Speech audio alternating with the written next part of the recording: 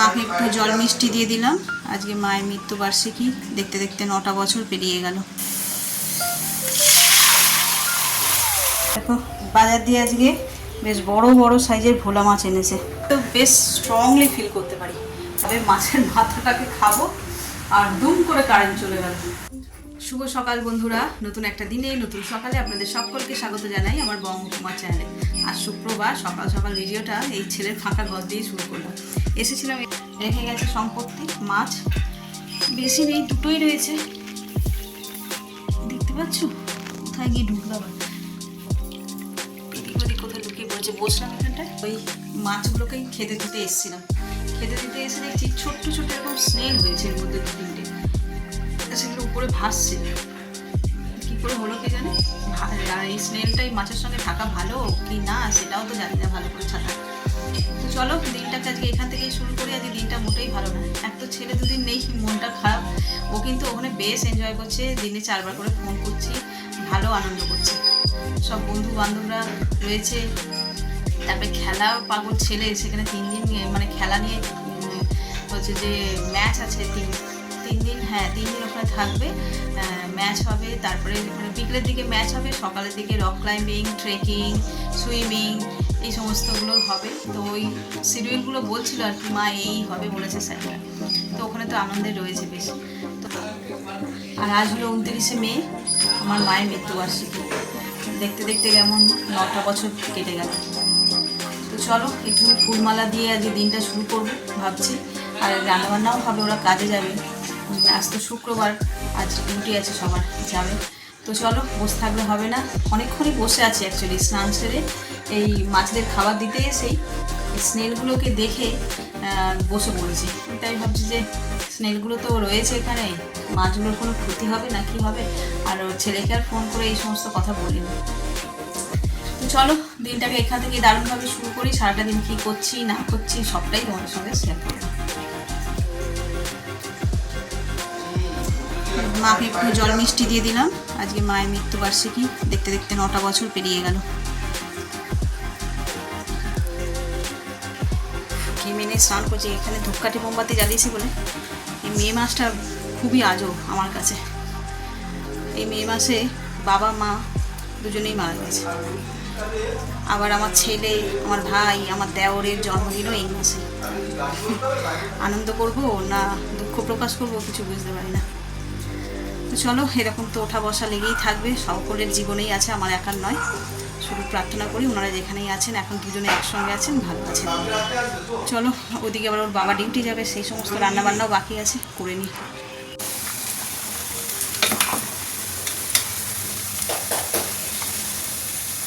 হয়েই এসছে, আর একটা ফুট দিলেই হয়ে যাবে।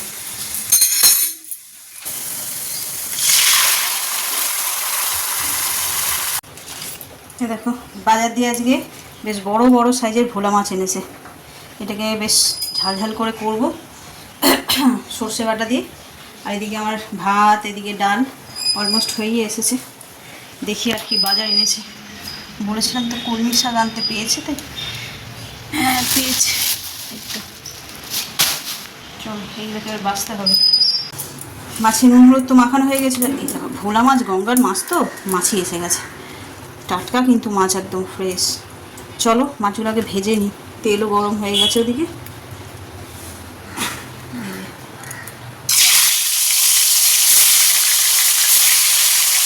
চলে এসেছি রান্নাঘরে, রান্না খানিক বাকি আছে। আজ তো রান্না হয়েছে ভাত, ডাল, আলু ভাতে, কলমি শাক ভাজা, রসুন বেশি করে রসুন দিয়ে কলমি শাক ভেজেছি। আর করেছি ভোলা মাছের ঝাল। এখন একটুখানি করবো ঢ্যাঁড়সের ঝাল। এই তরকারিটা করলে ওর বাবা ডিউটি যাবে, একটু কটা রুটি করে দিতে হবে। ঘড়িতে 11:30 বেজে গেছে। দেখতে দেখতে কত বেলা হয়ে গেল। আর সেই আকাশে একবার রোদ্দুর, একবার মেঘলাই করতে করতে ভালোই গরম ফেলেছে। চলো ঢ্যাঁড়সের ঝালটা এবার করে নিই।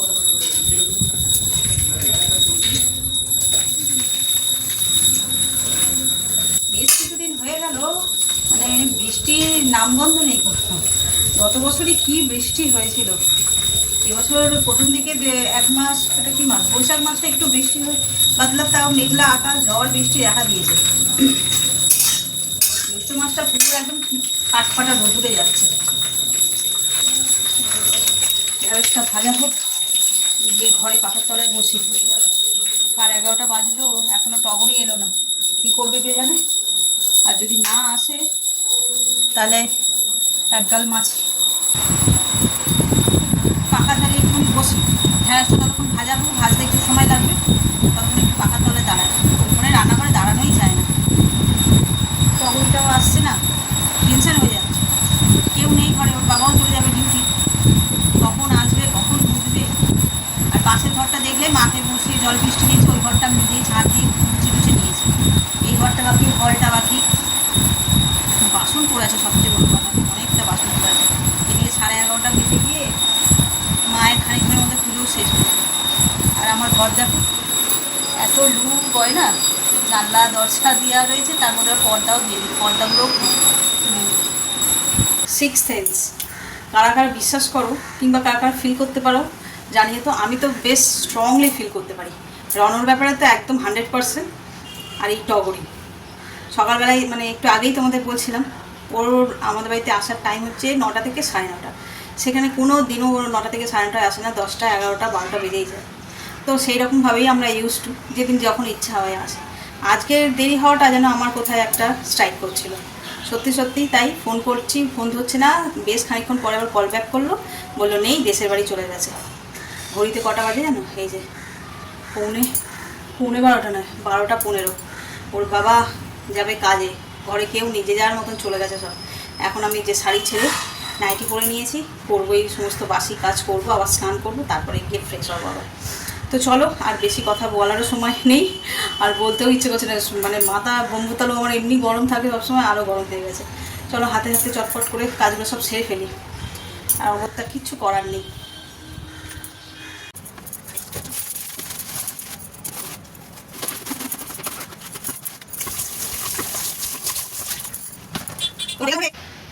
এই দেখো ফাইনালি সব কাজ কমপ্লিট। এই যে বাসন টাসনও মাজা হয়ে গেছে, ঘর দৌড়ো টিপটপ। আর দাঁড়াও আমি ঘড়িটা দেখাই, এই যে 2টো বাজলো। সেই 12টা 12:30 থেকে 2টো পর্যন্ত লাগলো। আমি অ্যাকচুয়ালি অত তাড়াতাড়ি করতে পারি না কাজ, দুরুম দুরুম করে রান্নাটুকুনি তাড়াহুড়ো করে দিই, খেয়ে অফিস চলে যায় সব, কিন্তু অন্যান্য কাজ এত তাড়াতাড়ি করতে পারি না।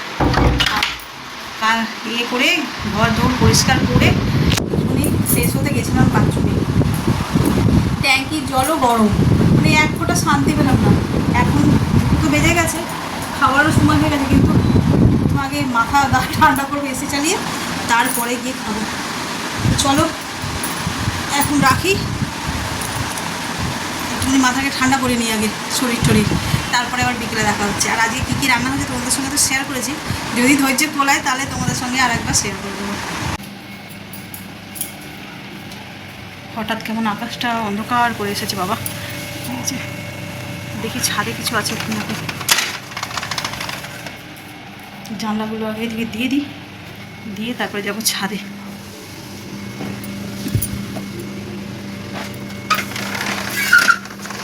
ছাদে মনে হয় না কিছু আছে বলে, এই যে সব এখানে ভাঁজ করে রেখে দিয়ে গেছে, এখানে যা ছিল। এদিকে জানলাটাও দিয়ে দিই, খুব অন্ধকার করে এসেছে বাবা। ঠিক আছে, তত যদি বৃষ্টি হয় তাহলে ধন্য হয়ে যায়। একবার দেখেই আসিস ছাদটা। সবচেয়ে বড় কথা হচ্ছে যে আমার গাছগুলো আর কি একটু প্রাণ ফিরে পাবে, দেখা বোঝা হচ্ছে না।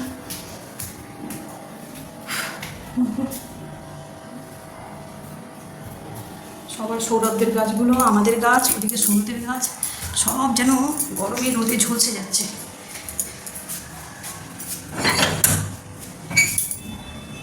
রয়েছে আগে, ওই দেখো আকাশ দেখো, শুধু ঘন মেঘ ভরে গেছে।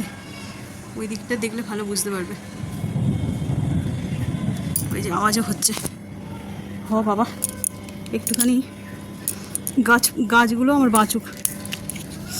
ও বাবারি, আমি আবার মাথা খারাপ, চলে এসেছি খালি পায়ে, পাটাই আমার পুড়ে যাবে মনে হয়। কি জ্বালাতন বলো তো।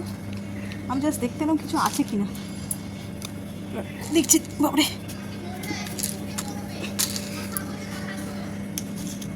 দাঁড়াতেও পাচ্ছি না ছাদের মধ্যে, গাছগুলো সব নিতিয়ে রয়েছে বাবা।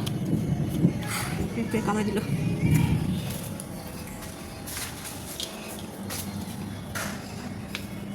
দুদিন ধরে ওই বাবরে বলতে বলতে করে মাথা খারাপ হয়ে যাচ্ছিল। বলতার তো চাক ভেঙে দিয়েছিলাম, তারপরেও রোজ এসে এই যে বাটিটা দেখো, এই বাটিতে করে পোড়ায়, কি বলে, ডিমের ক্রেটগুলো তো পুড়িয়ে পুড়িয়ে ধোঁয়া করে, পরে তারপর ফুল তুলে। এখন আছে কি জানে। তোমাদের তো বললাম গা ধুয়ে ফ্রেশ হবো, ফ্রেশ হতে গেছি, সেখানে তো ট্যাঙ্কির জল পুরো কী আর বলবো ফুটছে। মনে হচ্ছে আর একটুখানি পরে গা ধুলে ভালো হতো, একটুখানি বৃষ্টিতে ভিজে তারপরে গাটা ধুতে পারতাম। দেখুন বৃষ্টির আশায় কতক্ষণ বসে থাকবে মানুষ, ভীষণ গরম লাগছে।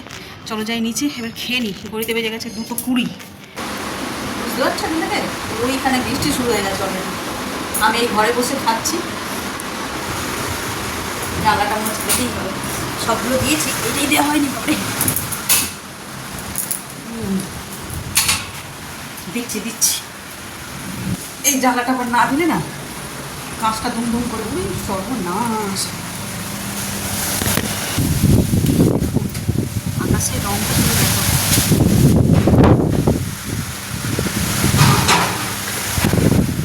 কি করছে হচ্ছে কে জানে, চুলকালাম হচ্ছে গাছ দেখলেই বোঝা যাচ্ছে।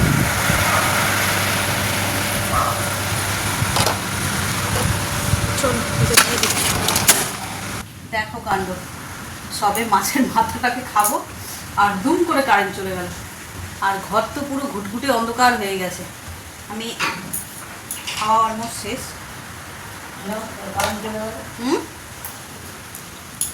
তোমার এসি চলছিল?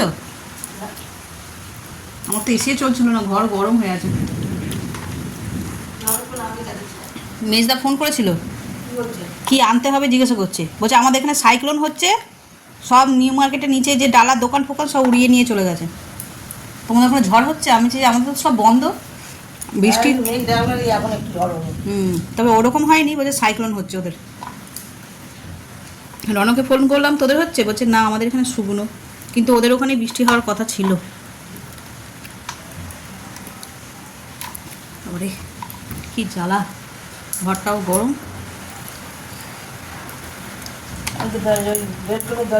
খুলে দিলাম, ঠান্ডা হাওয়া আবার খুলে দাও যাও, বলছে আবার খুলে দাও যাও। এই জানলা খুলে দাও, একটু হাওয়া আসুক।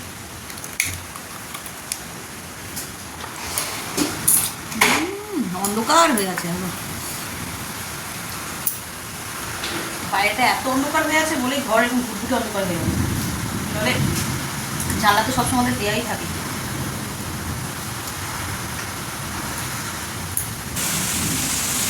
এইরকম ফ্ল্যাশ লাইট যেতে যেতে করতে হবে। বাপ রে, কিচ্ছু দেখা যাচ্ছে না, দেখো বৃষ্টিপাত হয়ে যাচ্ছে, আর ঘরে ওই আকাশটা উড়ে উড়ে চলে যাচ্ছে তো, তাই এরকম লাগছে। গাছগুলো চোগাবে একটু বাঁশ, চোগাবে না আমাদের আমাদের সবার জানাটা বন্ধ করে দিও। শঙ্খ বাজাচ্ছে কিসের জন্য? এখন তো সন্ধ্যেই হয়নি, বলতে কটা আড়াইটে বাজে, কী করবো বলো তো?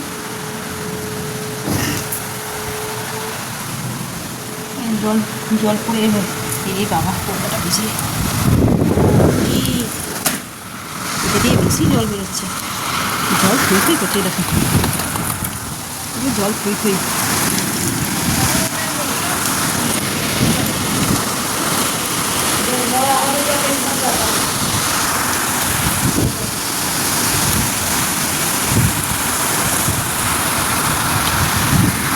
যেখানে বেড়ে যাচ্ছে দেখো পুরো, এই দেখো এই যে কাপড়টা দিয়ে গেছিলাম পুরো ভিজে একদম চপচপে হয়ে গেছে।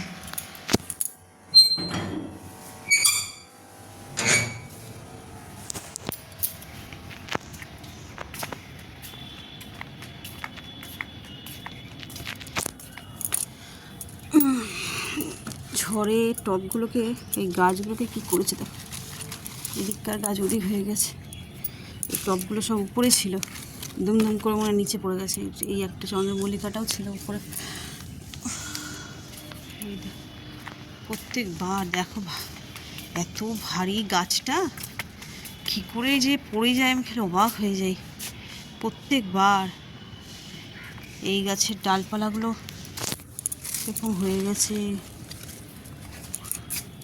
এটা দেখছো পজিশন বেঁকে গেছে কেমন।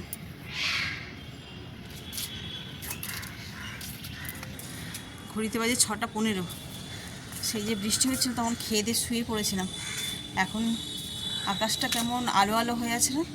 6:15 মানে তো অন্ধকার হয়ে যাওয়ার কথা, কিন্তু চালু হয়ে আছে, পরিষ্কার হয়ে গেছে আকাশ। ওইদিকে দেখবে চাঁদ মামা গোল হয়ে আছে। কবে পূর্ণিমাকে ঠিক জানা নেই, পুরো আকাশ পরিষ্কার হয়ে গেছে তো চাঁদটা একদম সুন্দর বোঝা যাচ্ছে। আর এই তাই বাগান দেখতেই এলাম যে এত ঝড় বৃষ্টি হয়েছে, কি কন্ডিশন।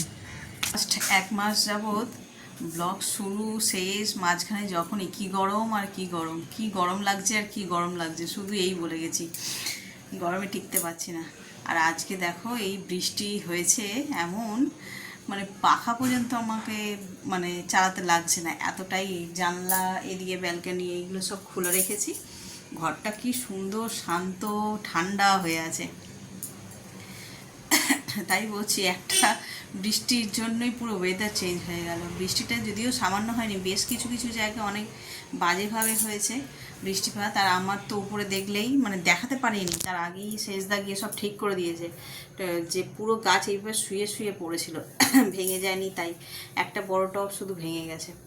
তো চলো, ঘড়িতে বেজে গেছে 10:30। এবার তখন থেকে আর কিছু ভিডিও করা হয়নি। ছাদ থেকে এসে এই একা একা ছেলে ফোন করলো, অনেকক্ষণ আজকে কথা বললাম সবাই মিলে স্পিকারে দিয়ে। ওখানে নেটওয়ার্ক সমস্যা আছে, ভিডিও কল হচ্ছে না।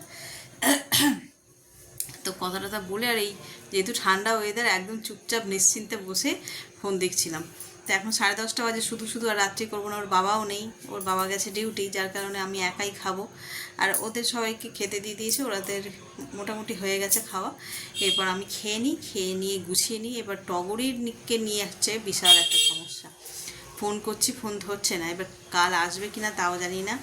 এরপর হচ্ছে যে ও গেছে এতখানি দূরে, এরপরে এই বৃষ্টি পড়েছে, আদৌ ওখান থেকে ফিরেছে কি না সেটাও জানি না। তাই রাতের বেলা অর্ধেক কাজ সব সামনে নিয়েছি, নেব আর কি।